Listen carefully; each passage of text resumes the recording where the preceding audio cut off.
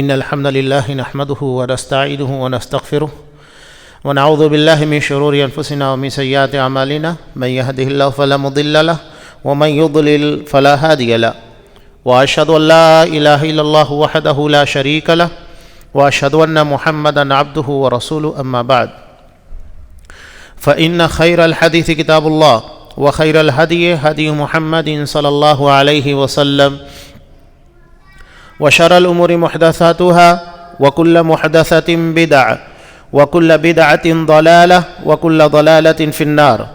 أعوذ بالله السميع العليم من الشيطان الرجيم. بسم الله الرحمن الرحيم. يا أيها الذين آمنوا اتقوا الله حق تقاته ولا تموتن إلا وأنتم مسلمون. يا أيها الناس اتقوا ربكم الذي خلقكم من نفس واحدة وخلق منها زوجها وبث منهما رجالا كثيرا ونساء واتقوا الله الذي تساءلون به والأرحام إن الله كان عليكم رقيبا. يا أيها الذين آمنوا اتقوا الله وقولوا قولا سديدا يصلح لكم أعمالكم ويغفر لكم ذنوبكم ومن يطع الله ورسوله فقد فاز فوزا عظيما. وقال ولا تهنوا ولا تحزنوا وأنتم الأعلون إن كنتم مؤمنين. تمام قسموں کی تعریفات اللہ رب العالمین وحدہ لا شریک کے لیے لائق و زیبا ہے، جو ساری کائنات کا تنہا خالق و مالک ہے، اور بے شمار درود و سلام ہوں اللہ کے آخری نبی جناب کریم محمد رسول اللہ صلی اللہ علیہ وسلم کی ذات مقدسہ پر. محترم سامعین، عزیز ماں اور بہنوں، ملکوں کے حالات مسلمانوں کے لیے کیا ہیں، ان ساری چیزوں سے آپ اچھی طرح واقفیت رکھتے ہیں. آج دنیا گلوبل ولیج بن چکی ہے. ساری خبریں دنیا کی کسی بھی علاقے کے اندر ہو، پوری دنیا کو پل بھر کے اندر معلوم ہو جاتی ہے. مسلمانوں کے پر آنے والی یہ مصیبتیں، مسائل اور پریشانیاں، یہ اگر دیکھا جائے تو اس میں ایک بڑی ذمہ داری ہماری کوتاہیوں اور لاپرواہیوں کی ہے. اللہ نے ہمیں بہت عظیم ذمہ داری کے لیے چنا ہے. اللہ نے کہا کنتم خیر امہ، تم بہترین امت ہو، اخرجت للناس، دنیا کے تمام لوگوں کے لیے تمہیں نکالا گیا ہے، چنا گیا ہے، پیدا کیا گیا ہے. تأمرون بالمعروف وتنہون عن المنکر وتؤمنون باللہ، تم لوگوں کو بھلائیوں کا حکم دیتے ہو، برائیوں سے روکتے ہو اور اللہ پر ایمان رکھتے ہو. تو یہ ہماری عظیم ذمہ داری ہے. یقینی بات ہے جو اپنے فریضے اور ذمہ داری کو نہ سمجھے اور اسے نبھانے کی کوشش نہ کرے، کسی بھی معاملے کے اندر دیکھیے، اگر بیٹا اپنے باپ کی ذمہ داری کو صحیح طور پر نہ نبھائے، یا باپ اپنے بیٹے کے تئیں، اپنے اولاد کے تئیں ذمہ داری کو نہ نبھائے، ہر کوئی کہے گا کہ اس کی لاپرواہی کوتاہی ہے. تو یہاں تو اللہ نے ہمیں عالمی پیمانے کے پر پوری دنیا کی ذمہ داری ہمارے کاندھوں پر رکھی کہ کنتم خیر امہ، تم سب سے بہترین امت ہو. اللہ نے ہمیں اپنی ذات کے لیے یا صرف اپنی زندگی جینے کے لیے نہیں، بلکہ پوری دنیا کی قیادت، پوری دنیا کو دین سکھانے کے لیے مبعوث کیا ہے. یہ چھوٹی ذمہ داری ہمارے کاندھوں کے پر نہیں رکھی گئی ہے. اب یہ حالات جو بنے ہیں، ملکوں کے حالات، کہیں گولیوں سے شوٹ کر دیا جا رہا ہے، کہیں پر موب لنچنگ کے ذریعے مسلمانوں کو مارا جا رہا ہے، کہیں فسادات کی آگ میں جھونکا جا رہا ہے. ہمیں دشمن کی سازشوں کے بارے میں پتا ہے، وہ ان کا اپنا کام کرتے رہیں گے، لیکن ایک اصول ہمیشہ یاد رکھیے گا کہ کسی بھی گندگی کو، نجاست کو گندگی سے نہیں صاف کیا جاتا ہے، بلکہ اس کی صفائی بہترین اور اچھے پانی کے ذریعے ہوتی ہے. ہمارے اپنے جسموں کے پر اگر گندگی لگ جائے، اس کا مطلب یہ نہیں کہ گٹر کا یا نالی کا پانی نکال کر اس کے دھوئیں، نہیں، وہ تو اور گندگی بڑھا دے گا. اسے صاف پانی سے، صابن سے صاف کیا جاتا ہے. تو یہ جو زہر لوگوں کے ذہن و دماغ کے اندر بھرا جا رہا ہے، ایک حدیث میں آپ کے سامنے بیان کر دوں، پھر اس کے بعد بات کو آگے بڑھاتا ہوں. امام احمد رحمۃ اللہ علیہ نے حضرت ابو ہریرہ رضی اللہ تعالیٰ عنہ سے روایت کی، سیاسی طور طریقے کے پر، عالمی منظرنامے کے پر مسلمانوں کے تعلق سے کتنا زہر بھرا جا رہا ہے، یہ سمجھ میں آتا ہے اس حدیث کے ذریعے۔ آپ صلی اللہ علیہ وسلم نے کہا ستأتی علی الناس سنون خداع، ان قریب لوگوں کے پر دھوکہ دینے والے، یعنی کثرت سے دھوکہ دیا جائے گا۔ یہ دھوکہ کیسے ہوگا؟ آپ صلی اللہ علیہ وسلم نے کہا یصدق فیہ الکاذب ویکذب فیہ الصادق، کہ جو جھوٹا ہوگا اسے سچا ثابت کرنے کی کوشش کی جائے گی، اور جو سچا ہوگا اسے جھوٹا ثابت کرنے کی کوشش کی جائے گی۔ یہ دھوکہ دینے والے، یعنی سچ کو جھوٹ، جھوٹ کو سچ بنا کر پیش کرنے کی کوشش کی جائے گی۔ اور وَيُؤْتَمَنُ فِيهَا الْخَائِنُ وَيُخَوَّنُ فِيهَا الْأَمِينُ، کہ جو امانت دار ہوگا اسے خائن ثابت کرنے کی کوشش کی جائے گی، اور جو خائن ہوگا اسے امانت دار ثابت کرنے کی کوشش کی جائے گی۔ یہ حالات ہوں گے، امانت دار کو خائن، خائن کو امانت دار، پورے حالات کو بدلنے کی کوشش کی جائے گی۔ آج ہم دیکھ رہے ہیں کہ لوگ دھڑلے کے ساتھ جھوٹ بولتے ہیں اور جھوٹ بول کر نکل جاتے ہیں، اور اپنے جھوٹ کو سچ ثابت کرنے کی کوششیں کی جاتی ہے۔ آپ صلی اللہ علیہ وسلم نے کہا وَيَظْهَرُ فِيكُمُ الرُّوَيْبَضَةُ، تم لوگوں کے درمیان رویبضہ کا ظہور ہوگا۔ آپ صلی اللہ علیہ وسلم سے اصحاب کرام نے پوچھا کہ اللہ کا رسول یہ رویبضہ کیا ہے؟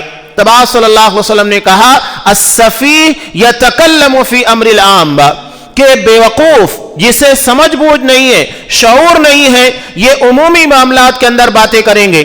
آج آپ دیکھیے کہ سوشل میڈیا کے پر ہر کس و ناکس، دین کے معاملے میں دیکھیے علم نہیں ہے لیکن فتوی بازی کرتے نظر آئیں گے، دین کا علم نہیں ہے لیکن دین کے داعی اور مبلغ بننے کی کوشش کریں گے۔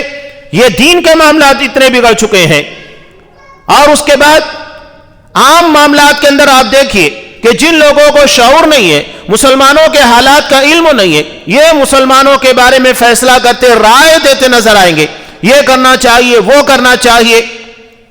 نہیں، یہ انہی لوگوں کا کام ہے جو ذی شعور ہے، جن لوگوں کو اللہ نے سمجھ بوجھ عطا کی ہے، وہ اس طرح کے معاملات کے پر فیصلہ کریں گے۔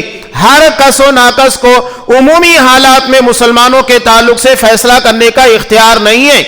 لیکن آج سوشل میڈیا کے دور میں ہر کوئی اپنے رائے اور مشورے سے امت کو بہلانے پھسلانے کی کوشش کر رہا ہے۔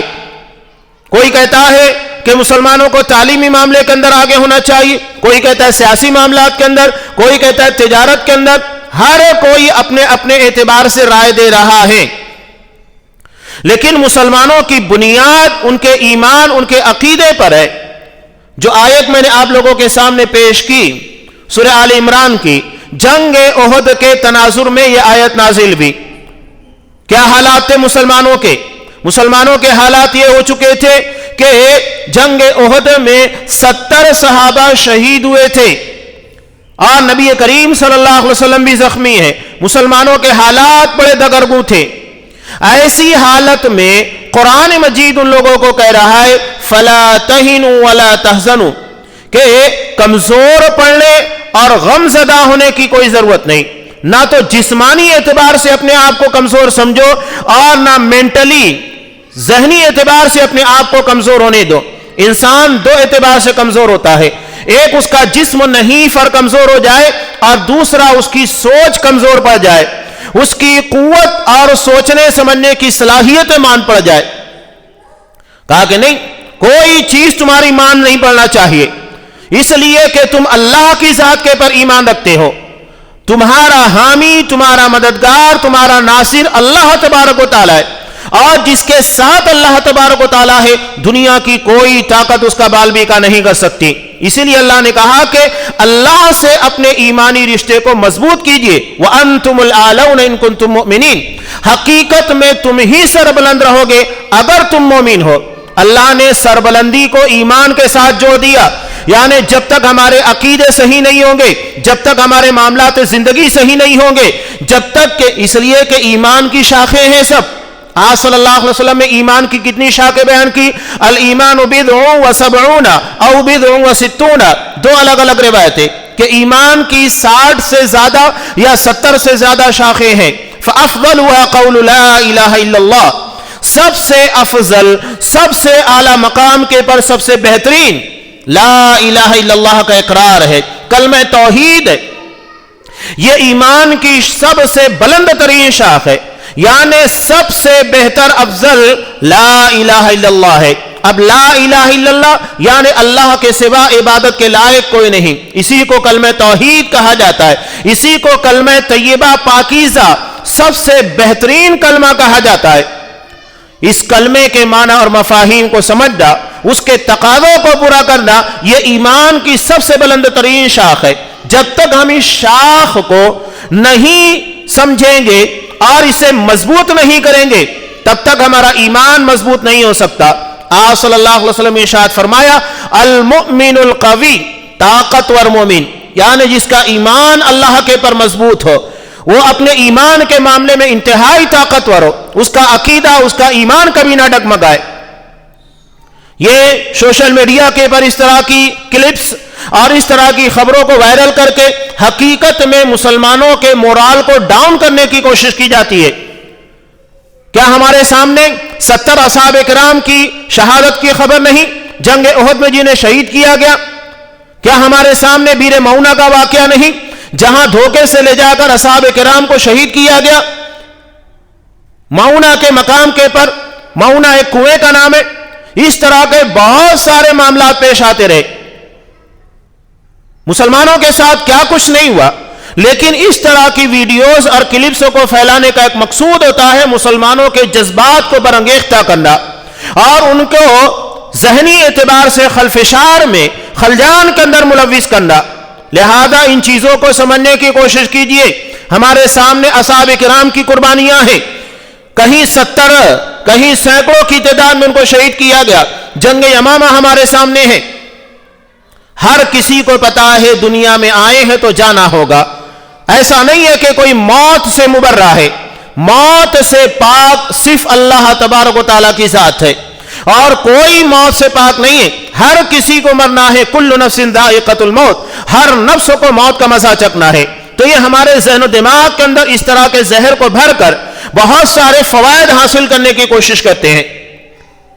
ایک تو مسلمانوں کو ہی مارو اور پھر اس طرح کی کلپسوں کو چلانے کے بعد مسلمانوں کو ہی بدنام کرو، ذہنی اعتبار سے انہیں پریشان کرو، اور جب مسلمان جذبات میں آ کر اس کے خلاف کوئی ری ایکشن دے تو پھر ان چیزوں کو لوگوں کے درمیان ہائی لائٹ کرو کہ دیکھو مسلمان کتنے نالائق ہیں، کتنے شرپسند ہیں۔ تو ہمیں ان چیزوں کے پر قابو پانا سیکھنا ہوگا۔ دشمن بڑی عیاری کے ساتھ، مکاری کے ساتھ ہمارے خلاف سازشوں کے جال بن رہا ہے، لیکن ہمیں ایسے حالات میں چوکنا ہونا ہے۔ مومن بڑا ذہین اور فطین ہوتا ہے، حالات کے پر اس کی گہری نگاہ ہوتی ہے، لہذا اپنے معاملات کے پر کنٹرول کرنا سیکھیے۔ یہ ہمارے خلاف معاشرے کے اندر میڈیا کے ذریعے جو بھی حالات بن رہے، سوشل میڈیا کہیے، الیکٹرانک میڈیا کہیے، پرنٹ میڈیا کہیے، زہر کو بھرنے کی کوشش کر رہے ہیں۔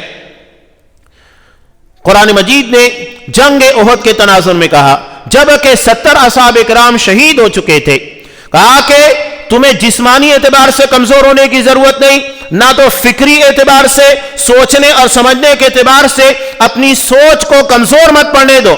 وَأَنْتُمُ الْأَعْلَوْنَ إِن كُنتُم مُؤْمِنِينَ، تم ہی سربلند رہو گے، تمہارے علاوہ کوئی سربلندی نہیں حاصل کر سکتا، شرط یہ ہے کہ تم مومن رہو۔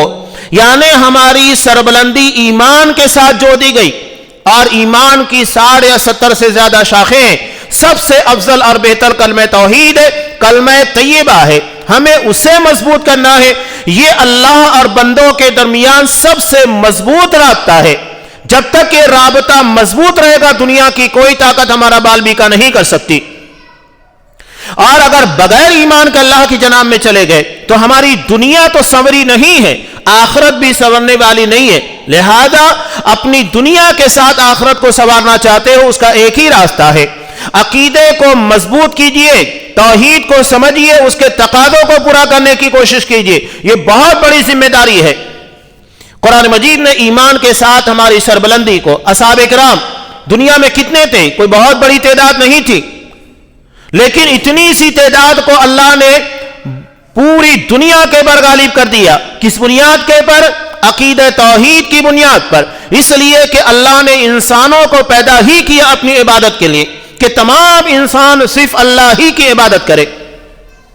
آج اس طرح کے جو حالات مسلمانوں کے خلاف کریٹ کیے جا رہے ہیں اور سوشل میڈیا کے ذریعے لوگوں کے درمیان اسے عام کرنے کی، نشر کر کے مسلمانوں کے درمیان خلفشار پیدا کرنے، ری ایکشن دینے اور ان کے جذبات کو برانگیختہ کرنے کی کوشش کی جا رہی ہے۔ میں ایک واقعہ اکثر بیان کرتے رہتا ہوں، حضرت ثمامہ بن اسال رضی اللہ تعالیٰ عنہ کا۔ یہ طائف کے سردار تھے، ان کے اندر بھی مسلمانوں کے تعلق سے بہت زہر بھرا ہوا تھا، یہاں تک کہ یہ آپ صلی اللہ علیہ وسلم کے تعلق سے، صحابہ کے تعلق سے اور ازواج مطہرات تک کو انہوں نے نہیں بخشا۔ اپنے اشعار کے ذریعے آپ صلی اللہ علیہ وسلم، اصحاب کرام، ازواج مطہرات کو ٹارگیٹ کر رہے تھے۔ ایسے میں جب پانی سر سے اوپر ہونے لگا تب آپ صلی اللہ علیہ وسلم نے ایسا نہیں کہ وہ مسلمانوں کے خلاف اتنا زہر اگل رہے ہیں تو لاؤ ان کا معاملہ تمام کر دو، نہیں، آپ صلی اللہ علیہ وسلم کی ذہانت دیکھیے کہ ایک انسان جو کہ نفسیاتی اعتبار سے مسلمانوں کے خلاف زہر بھرا ہوا جس کے اندر، اس کا علاج آپ صلی اللہ علیہ وسلم نے اسی طرح کیا، صرف زہر کو باہر نکال دیا، انہیں مدینہ بلایا، کچھ اصحاب کرام انہیں پکڑ کر لے کر آئے، گرفتار کر کے لے کر آئے، اور لانے کے بعد مسجد نبی کے اندر انہیں باندھ دیا گیا قیدی بنا کر۔ 3 دن تک مسجد نبی کے اندر انہیں قیدی بنا کر رکھا گیا، یعنی مسجد کو ہی جیل خانے کے طور پر آپ صلی اللہ علیہ وسلم نے استعمال کیا۔ ہر نماز کے بعد آپ صلی اللہ علیہ وسلم حضرت ثمامہ بن اسال رضی اللہ تعالیٰ عنہ سے پوچھتے کہ خیریت ہے؟ وہ ایک ہی جواب دیتے، ان تقتل تقتل ذا دم، اگر تم مجھے مار دینا چاہتے ہو تو یہ مت سمجھنا کہ مجھے مار دینے کے بعد لوگ میرے قتل کا بدلہ نہیں لیں گے، بہت ساری تلواریں تمہارے خلاف اٹھے گی، یعنی کھلی بھی دھمکی تھی کہ مجھے مارنے کے بارے میں سوچنا بھی نہیں کہ مجھے مار دو گے تو اس کے بعد میرے تعلق سے آواز اٹھانے والے کوئی نہیں ہوں گے، نہیں، ایک بڑی جماعت تمہارے خلاف کھڑی ہوگی۔ ہاں، اگر آپ احسان کرتے ہیں، وَإِن تُنْعِمْ تُنْعِمْ عَلَى شَاكِرٍ، اگر آپ مجھ پر احسان کرتے ہیں، یعنی بغیر کسی معاوضے کے اور بغیر کوئی گزند کے پہنچائے، تکلیف کے پہنچائے مجھے آزاد کر دیتے ہیں، تو ایسا بھی نہیں ہوں کہ تمہارے احسان کا بدلہ نہ چکاؤں، میں تمہارے احسان کا بدلہ چکاؤں گا۔ لیکن اگر آپ مجھے یہاں پر پکڑ کر اس لیے لائے ہیں تاکہ کچھ مال آپ کو مل جائے، وَإِن تُرِيدُ الْمَالِ، اگر آپ مال چاہتے ہیں، یعنی تمہیں پیسہ چاہیے میرے یہاں گرفتار کرنے کے بدلے میں، فَاسْأَلْ تُعْطَى، مانگو کتنا ڈیمانڈ ہے تمہارا، کیا مانگے تمہاری مانگ پوری کی جائے گی، اتنا پیسہ دیا جائے گا۔ آپ صلی اللہ علیہ وسلم کوئی جواب نہیں دیتے، مسکراتے ہوئے واپس چلے جاتے۔ 3 دن کے بعد آپ صلی اللہ علیہ وسلم نے انہیں آزاد کر دیا، کچھ بھی نہیں کہا، نہ تو اسلام کے بارے میں کوئی تبلیغ کی، نہ تو دین کے عقیدے اور اسلام کے محاسن، ان کی خوبیوں کو سمجھانے کی کوشش کی، کچھ نہیں، انہیں آزاد کر دیا۔ اب ایک آدمی آزاد ہونے کے بعد جسے پتا ہے کہ میں جن کے خلاف زہر اگلا کرتا تھا، جن کے خلاف بیان بازی کیا کرتا تھا، میں ان کے چنگل میں ہوں، جب اسے آزاد کیا جائے گا تو کیا کرے گا؟ فوری طور کے پر بھاگ جائے گا۔ حضرت ثمامہ بن اسال رضی اللہ تعالیٰ عنہ بھاگے نہیں، سیدھے گئے، غسل کیا، واپس چلے آئے، اور واپس آنے کے بعد آپ صلی اللہ علیہ وسلم سے کہتے ہیں کہ اللہ کے رسول آج سے پہلے اسلام قبول کرتے ہیں، اور اس کے بعد کہتے ہیں کہ آج سے پہلے میری نگاہ میں سب سے برا ناپسندیدہ چہرہ اگر کوئی تھا تو آپ کا تھا، لیکن آج کے بعد میری نگاہ میں سب سے حسین اور محبوب ترین چہرہ اگر کوئی ہے تو وہ آپ کا ہے۔ تو آپ صلی اللہ علیہ وسلم نے ذہن و دماغ کے پر جو تعصب کی چادر تھی، پردہ پڑا ہوا تھا، اس پردے کو ہٹا دیا۔ تو ہمیں بھی وہی کام کرنا ہے، غیر مسلموں کی طرف سے، خاص طور سے ایک مخصوص طبقہ جو اسلام اور مسلمانوں کو بدنام کرنے کی کوشش کر رہا ہے، ہمیں اس چادر کو، اس پردے کو ہٹانا ہے جو اسلام اور مسلمانوں کو بدنام کرنے کے لیے استعمال کی جا رہی ہے۔ آپ اپنی زبان سے، اپنے کردار سے، اپنے ماحول اور معاشرے سے دور کیجئے۔ حضرت ثمامہ بن اسال رضی اللہ تعالیٰ عنہ کا معاملہ یہی تھا کہ انہوں کے ذہن و دماغ کے اندر اسلام اور مسلمانوں کے خلاف زہر بھرا گیا تھا۔ انہوں نے کبھی اسلام کی اسٹڈی نہیں کی، انہوں نے کبھی مسلمانوں کے ماحول اور معاشرے کو نہیں دیکھا. جو انہیں بتایا گیا تھا وہی تھا. جیسا کہ آج کا میڈیا کر رہا ہے, مسلمانوں کے خلاف دن رات زہر اگلتا ہے, نفرت پھیلانے کے لیے پوری کوشش کی جاتی ہے, اور یہاں کی سیاست اسی کے پر ٹکی ہوئی ہے, ہندو مسلم کرو, یعنی ہندوؤں اور مسلمانوں کو ٹکراؤ اور اس کے بعد حکومت کرو. وہی انگریزوں والی پالیسی, لڑاؤ اور حکومت کرنے والی.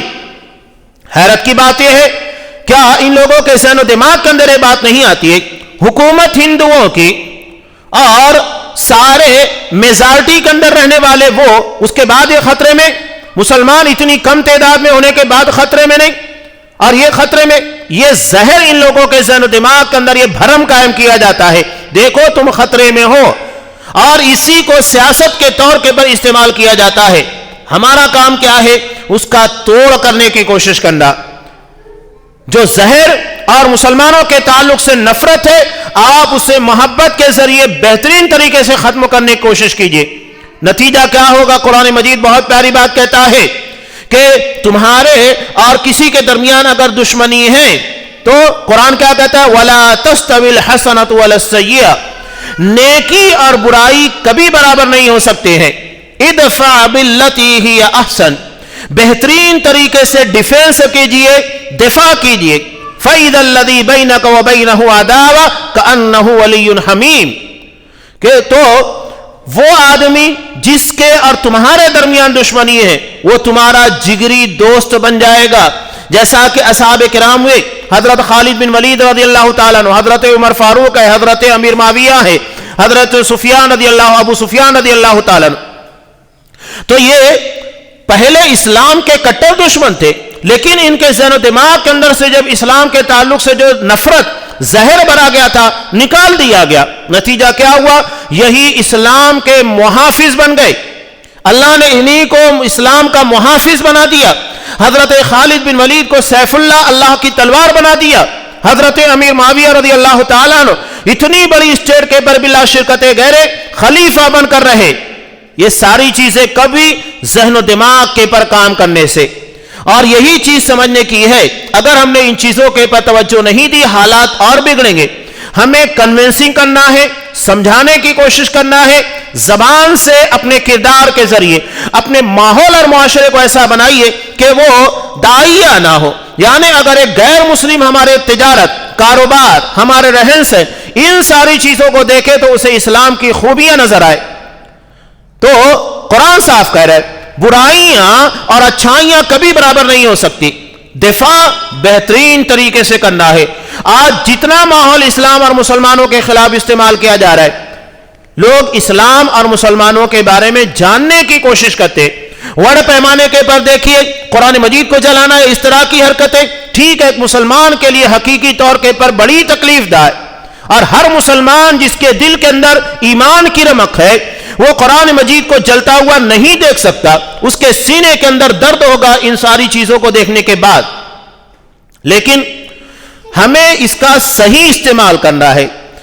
یہ نہیں کہ نفرت کے ماحول کو مزید تناؤ کے اندر تبدیل کرنا ہے, نہیں, بلکہ اس کا صحیح استعمال کرتے ہوئے بہتر طریقے سے اس کا دفاع کرنا ہے تاکہ ہمارا کٹر دشمن ہمارا شدید ترین اور جگری دوست بن جائے. قرآن ہمیں وہ اصول اور ضابطے بیان کر رہا ہے کہ نفرت کو کس طرح دشمنیوں کو کس طرح دوستی میں اور نفرت کو محبت کے اندر تبدیل کیا جا سکتا ہے.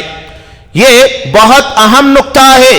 آپ صلی اللہ علیہ وسلم کے تعلق سے بھی دیکھیے کہ آپ صلی اللہ علیہ وسلم کس طرح کنونسنگ کیا کرتے تھے, کس طرح لوگوں کے ساتھ اخلاق اور محبت کے ساتھ پیش آتے, جس کا نتیجہ آج ہمارے سامنے ہے.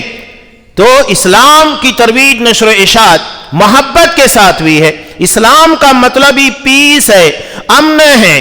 ہمیں اپنے اعتبار سے تیار رہنا ہے. یہاں ہمیں ہندوستانی قانون کے اعتبار سے بھی اپنے جان, مال, عزت و ناموس کے دفاع کا حق ہے. اگر کوئی ہماری عزت کے پر حملہ کرے آپ ہتک عزت کا دعویٰ کر سکتے ہیں. کوئی آپ کے مال کو ناجائز طریقے سے چھیننے کی کوشش کرے, دھوکہ دے کر حاصل کرنے کی کوشش کرے, آپ عدالت کے دروازے کو کھٹکھٹا کر اپنے جائز حق کو وصول کر سکتے ہیں. یہ قانون ہمیں اجازت دیتا ہے. وہ اپنی جگہ کے پر ہے, اپنے دفاع کے اعتبار سے ہر کسی کو تیار رہنا. تو یہ اصول اور قانون اپنی جگہ پر ہے، لیکن جو قرآن اور آپ صلی اللہ علیہ وسلم کی سیرت طیبہ ہے، ہمیں ان چیزوں کو سمجھنا بہت ضروری ہے کہ کس طرح ہمیں نفرت کے اس ماحول کے اندر اسلام کے تعلق سے جو بدگمانیاں، غلط فہمیاں پھیلائی جا رہی ہے، اس کا جواب کتنے بہتر طریقے سے دے سکے، یہ ہماری بہت بڑی ذمہ داری ہے۔ ہمیشہ نفسیاتی طور پر اسٹرانگ رہیے۔ قرآن صاحب کہتا ہے وَلَا تَهِنُوا وَلَا تَحْزَنُوا، تمہیں نہ تو کمزور پڑنے کی ضرورت ہے، نہ تو ذہنی اعتبار سے تمہیں مجبور ہونے، کمزور ہونے یا تمہاری طاقت اندر کمی آنا ہے۔ وَلَا تَهِنُوا وَلَا تَحْزَنُوا، کبھی بھی نفسیاتی اعتبار سے بھی کمزور نہ پڑنا۔ وَأَنْتُمُ الْأَعْلَوْنَ، تم سب سے بلند رہو گے اگر تم مومن ہو۔ اس کا مطلب ہمیں اپنے ایمانی معیار کو قائم رکھنا ہے، اپنے ایمان کے معیار کو گرنے نہیں دینا ہے۔ یہ چیز بہت اہمیت کی حامل ہے۔ جب تک ہمارا ایمان، ہمارا عقیدہ مضبوط رہے گا، انشاءاللہ دنیا کی کوئی طاقت ہمارا بال بیکا نہیں کر سکتی۔ یہ ایمان ہی اصل چیز ہے جس کو قرآن مجید نے ہائی لائٹ کیا ہے۔ اصحاب کرام اپنے ایمان اور اپنے عقیدے کی بنیاد پر دنیا میں چھا گئے۔ آج افسوس ہوتا ہے مسلمانوں کے درمیان کس طرح کی بدعقیدگیاں ہیں، بے ایمانیاں ہیں۔ عبادت کے بعد میں اللہ کو چھوڑ کر غیر اللہ، ابھی آپ محرم گزرا دیکھیے، حضرت حسین رضی اللہ تعالیٰ عنہ کے نام کے پر تعزیے بنائے گئے اور اس کے سامنے جا کر ناہو ماتم، ساری اسلام کے خلاف باتیں، اور اللہ کو چھوڑ کر غیر اللہ کو پکارنا۔ حضرت حسین رضی اللہ تعالیٰ عنہ کو مدد کے لیے پکارا گیا۔ مشہور شعر جو کہ رافضیوں اور شیعوں کی طرف سے دیا گیا، نادی علی مظہر العجائب، کہ حضرت علی رضی اللہ تعالیٰ عنہ کو پکارو مظہر العجائب، وہ ایسی باتوں کا اظہار کرنے والے جو عجیب ہیں، یعنی وہ کرامات اور معجزوں کو ظاہر کرنے والے ہیں، ان کے اختیارات میں معجزے ہیں جو انسان کے اندر نہیں ہیں۔ تجد وعون لک فی النوائب، تم اپنے مصیبت اور مشکلات میں انہیں اپنی مدد کرنے والا پاؤ گے۔ تو اپنے عقیدے، اپنے ایمان کو صحیح کیجئے گا۔ کہیں قبروں کے پر جا کر دیکھیے، مسلمان اپنے جبین نیاز کو خم کر رہا ہے، مسجدوں سے زیادہ مزارات کو، غیر اللہ کے در کو آباد کیا جا رہا ہے، غیر اللہ سے امیدیں وابستہ کی جا رہی ہے۔ تو ہمارا ایمان، ہمارا عقیدہ ہی سلامت نہیں، ہم صحیح مسلمان ہی نہیں، تو اللہ کی نصرت، اللہ کی مدد کہاں سے آئے گی؟ اور اس کے بعد اپنے معاملات زندگی، اپنی تجارت، اپنے کاروبار کو صحیح کیجئے، تاکہ غیر مسلم جب ایک مسلمان کے معاملات، اس کے ماحول اور ان ساری چیزوں کو دیکھے تو وہ اسلام اور مسلمانوں کے خلاف بدظن نہ ہو۔ اگر ہم اپنی تجارت، اپنے معاملات، اپنے اخلاق کے ذریعے ایک غیر مسلم کو اسلام اور مسلمانوں سے بدظن نہ کر رہے ہیں تو یہ بہت بڑا جرم ہے۔ ہمیں اپنے اخلاق، اپنے معاملات، اپنی تجارت سے انہیں متاثر کرنا ہے، نہ کہ بدظن کرنا ہے۔ تو یہ قرآن مجید نے ان مشکل حالات میں مسلمانوں کے لیے سب سے بہترین چیز لا کر پیش کر دی جو ہماری زندگی کی تمام تر مشکلات اور پریشانیوں کا حل ہے۔ اللہ تبارک و تعالیٰ سے دعا ہے کہ وہ ہمارے ملک کی فضا کو امن کے اندر تبدیل کر دے۔ نفرت کا جو ماحول اسلام اور مسلمانوں کے خلاف تیار کرنے کی کوشش کی جا رہی ہے، اللہ تبارک و تعالیٰ ہمیں ان تمام قسموں کی سازشوں سے محفوظ رکھے، نفرت کو محبت میں تبدیل کر دے اور دشمنیوں کو دوستی کے اندر تبدیل کر دے۔ ہمیں اسلام اور مسلمانوں کے تعلق سے نفرت پھیلانے والا، لوگوں کو بدگمان کرنے والا نہیں، بلکہ اس کی طرف راغب کرنے والا، اس کی طرف دعوت دینے والا بنائے۔ ہمارے حالات کی اصلاح فرمائے۔ یہ حالات خود ہمارے اپنے گناہ، ہماری غلطیوں کا خمیازہ ہیں۔ پروردگار ہمیں اپنا محاسبہ کر کے وہ غلطیاں، وہ خامیاں جو اللہ کے عذاب کو دعوت دینے والی ہے، ان تمام خامیوں سے محفوظ رہنے کی توفیق دے، اور ہمیں ایسے اعمال کی توفیق دے جو اللہ کی رضا، اس کی رحمت اور اس کی رحمت، برکت اور نصرت کے نزول کا ذریعہ بنتے ہیں۔ ہمیں ان تمام اعمال سے محفوظ رکھے جس کی بنیاد کے پر اللہ کا غضب، اللہ کا غصہ نازل ہوتا ہے۔ پروردگار تو ہی ہمارا محافظ ہے، تو ہی ہمارا مددگار ہے، تیرے علاوہ ہماری حفاظت کرنے والا کوئی نہیں۔ اے پروردگار، تو اس ملک کے اندر مسلمانوں کے اور خاص طور سے اور عام طور سے دنیا کے تمام مسلمانوں کی جان، مال، عزت و ناموس کی حفاظت فرما۔ تو ہی حفیظ ہے، تو ہی حفاظت کرنے والا ہے، تیرے علاوہ ہمارا کوئی محافظ نہیں۔ پروردگار یقیناً ہم خطا کار اور گنہگار ہیں، لیکن تو غفار ہے، بڑا بخشنے والا، بڑا رحم کرنے والا، توبہ کو قبول کرنے والا۔ پروردگار ہمارے گناہوں کو بخش دے اور ہمیں ایسے پاک و صاف کر دے جس کی بنیاد کے پر تیری رحمت اور تیری نصرت نازل ہو، جب تک دنیا میں رکھ اسلام پر رکھ اور ہمارا خاتمہ ایمان کے پر فرما، آمین۔ بارک اللہ لنا ولکم فی القرآن العظیم ونفعنی وإیاکم بالآیات والذکر الحکیم، انہ تعالی جواد کریم ملک غفور رحیم۔